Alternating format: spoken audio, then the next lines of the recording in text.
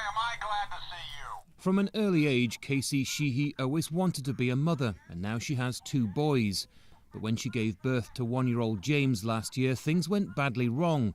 During her pregnancy, Casey took half a Valium, and when that showed up in a postnatal blood test, she fell foul of Alabama's chemical endangerment laws. The hospital where she gave birth to a perfectly healthy son passed the results on to the authorities, and 2 months later, she was arrested at work and taken away in handcuffs. I had this overwhelming sense of doom and failure, like there was no way that, I was going to recover from this.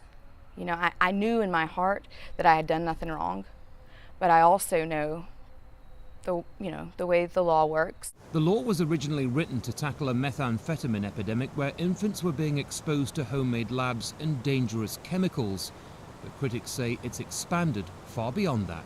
According to an investigation by ProPublica, since 2006, close to 500 women have been prosecuted under the chemical endangerment laws. But according to one doctor at this hospital who treats infants for drug withdrawal symptoms, it simply isn't the right approach.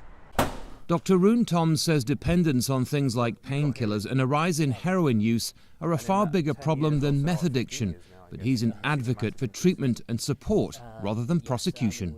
We're going to have a lot of babies growing up without their mothers. And of course, we all know how important a mother's love is. And at the same time, criminalizing these women, making them feel inferior and as bad mothers in that sense, it's going to leave a mark on them forever. At the Public Defender's Office in Birmingham, lawyers are also concerned about the rights of women and say blood tests carried out without a mother's consent could have dire consequences. We have to foster a situation where people are encouraged to be honest with their caregivers. If we can't do that, then what you'll have is people not getting care, and you'll have people having really bad outcomes because they're afraid of the punishment that would come to them if they were honest.